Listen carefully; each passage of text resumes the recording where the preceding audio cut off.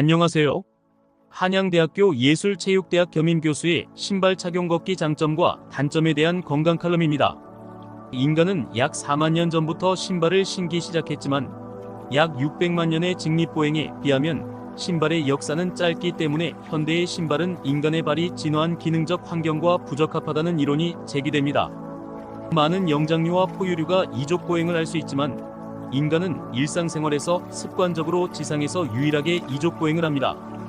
이족보행은 수백만 년이 넘는 진화기간에 적응되었지만 걷는 능력 역시 신경계의 영향을 받습니다. 사람은 신발을 신는 것보다 맨발이 더 좋은 고유 감각을 가지고 있습니다. 신발은 보행 능력에 직접적인 영향을 미치지만 최근 몇 년간 맨발 걷기 운동의 인기로 이어져 그 장점과 한계에 대한 과학적 관심이 증가하고 있습니다. 특히 우리나라에는 건강에 관심이 많은 사람들 사이에서 신발을 기피하는 맨발 걷기 운동이 인기를 얻고 있습니다. 생체역학적 관점에서 볼 때 발은 인체에서 가장 잘 이해되지 않는 구조 중 하나입니다.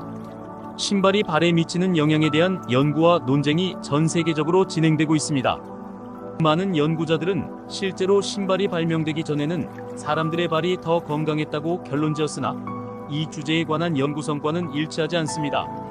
맨발 걷기에 관심이 많은 분들을 위해 이번 칼럼은 신발 착용 걷기에 대해 알아보았습니다.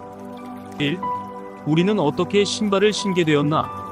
인류가 존재한 대부분의 기간 동안 모든 사람은 맨발이었습니다. 그렇다면 우리는 언제, 어떻게, 왜 신발을 신기 시작했을까?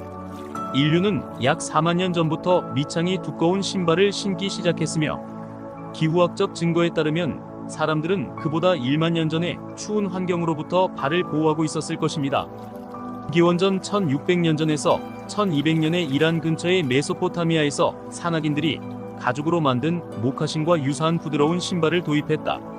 신발은 문명에 따라 디자인, 소재, 목적, 의미가 달랐습니다. 이집트인, 중국인, 그리스인은 현지 재료로 만든 직선 신발을 신었습니다.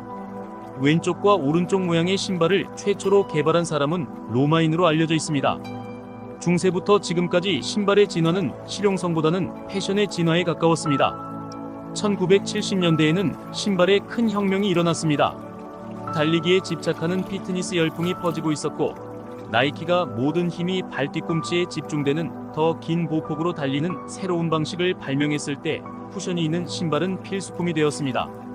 이 기술은 맨발이면 아프지만 쿠션을 사용하면 통증이 없다는 개념으로 신발의 모양을 영원히 바꿔놓았습니다. 신발 착용을 지지하는 주요 건강 주장은 무엇일까? 첫째, 신발은 발의 기능과 움직임을 보존하고 지원합니다.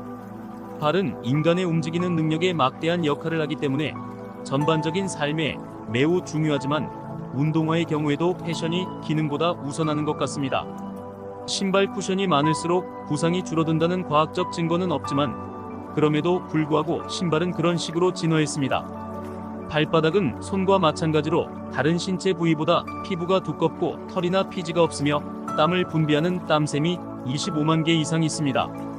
하루 평균 8,000에서 10,000보를 걸으면 수백 톤에 달하는 힘이 발에 가해지며 일생 동안 평균 18만 5천 km를 걸으며 이는 지구 둘레의 4배가 넘는 거리를 걷게 됩니다. 둘째, 신발은 불리한 기상 조건과 지형으로부터 발을 보호합니다. 신발의 초기 목적은 극한의 온도나 지형으로부터 발가락을 보호하는 것이었습니다. 이러한 의도는 오늘날에도 여전히 존재하며 추운 날씨, 더운 날씨, 비 오는 날씨, 습한 지형, 단단한 지형 등을 위함입니다. 우리는 발을 아프게 하지 않고 어디든 갈 수 있도록 신발의 기능을 특화했습니다. 등산용 스파이크 신발 덕분에 절벽을 오를 수 있고 신발을 발명하고 활동에 맞게 변형한 덕분에 인류는 발 부상의 위험 없이 더 높고 춥고 거친 지형을 탐험할 수 있게 되었습니다. 셋째, 신발이 더럽고 위험한 것들과 우리 사이에 장벽을 만들어 발을 깨끗하게 유지합니다.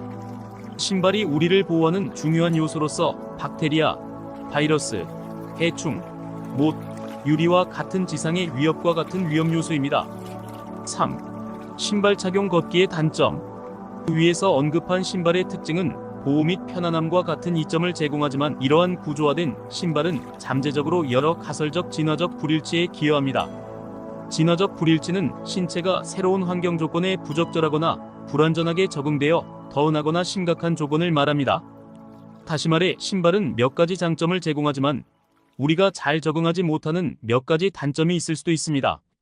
신발과 관련된 진화적 불일치는 세 가지 범주로 나뉜다. 첫째, 쿠션이 있는 탄성 밑창은 충격 시 하중 속도를 늦추고 감각적 지각을 감소시킵니다. 그 결과 쿠션이 있는 신발을 습관적으로 신는 사람들은 걷는 동안 더 높은 지면 반발력 힘을 경험합니다. 이는 전족 착지에서는 볼 수 없는 수직지면 반발력의 갑작스러운 충격과도 현상을 초래합니다. 둘째, 이러한 지지력이 있는 신발은 발 근육에 대한 요구를 줄여 더 작은 근육 단면적에서 알 수 있듯이 발이 약해질 수 있습니다. 마지막으로 구조화된 신발은 우리의 발 역학을 변경합니다. 추가된 밑창은 발에 대한 외부 힘을 증가시켜 발과지의 비정상적인 하중을 생성합니다. 또한 구조화된 신발의 아치 지지대는 중간 자세에서 종방향 및 횡방향 아치 압축을 줄여 탄성 에너지 저장에 중요합니다. 이러한 모든 변화로 인해 발이 원래 기능하도록 적응된 방식과 구조화된 신발에서의 기능 사이에 불일치가 발생할 가능성이 있으며 이는 기능장애와 부상으로 이어질 수 있습니다.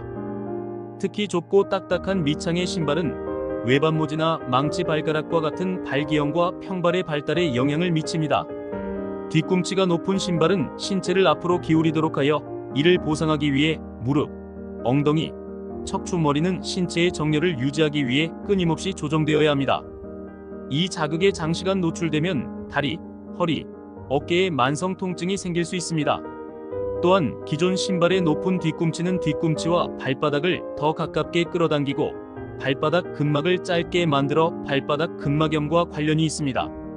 GTN TV 이기백 기자였습니다.